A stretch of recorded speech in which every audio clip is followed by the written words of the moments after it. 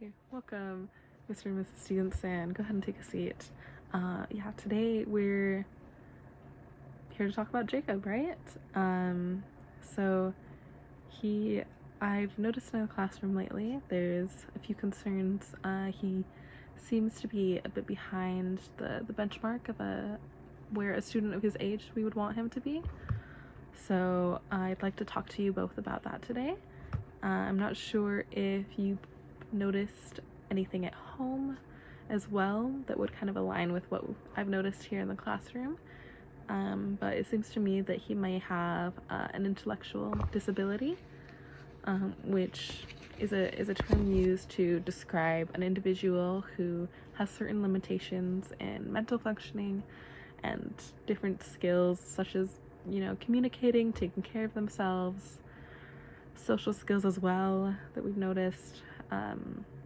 But it just means that Jacob will develop a little bit slower than the average child, and he might have a bit more difficulty doing certain tasks, and he'll take a lot longer to do certain things, and even some things that he might not be able to learn.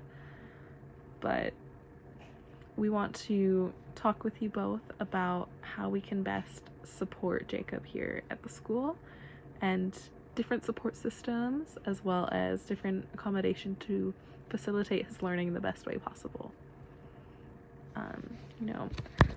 Intellectual disability, it's nothing wrong with Jacob. It's just something that we can acknowledge, and we can find the best support through that.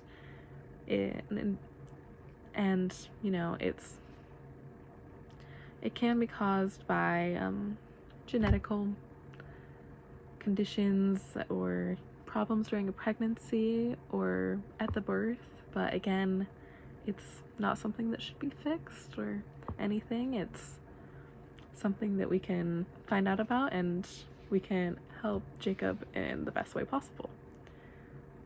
Usually we'll do a bit more observation on where he needs the most help and assistance, and kind of what skills he really struggles with, and then we can organize another meeting, and we can talk about what we like to call an individualized education program, which is really just a plan that kind of outlines Jacob's needs and what kind of special education services and extra help that would best fit those needs for him.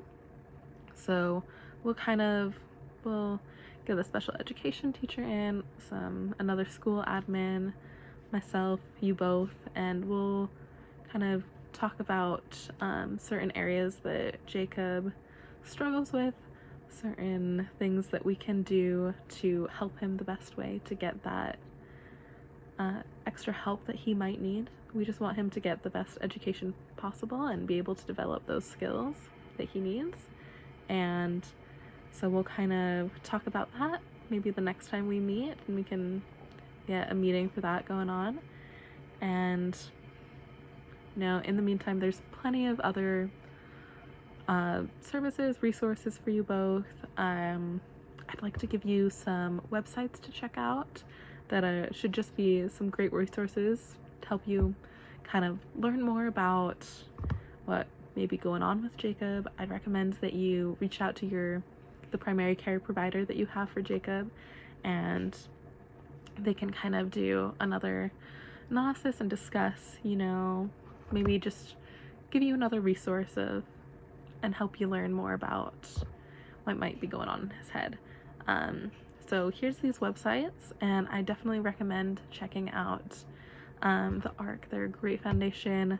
I'm sure we have one nearby as well that you can kind of learn about their different resources. They're wonderful, and it's great to see you both, and we'll see you again soon.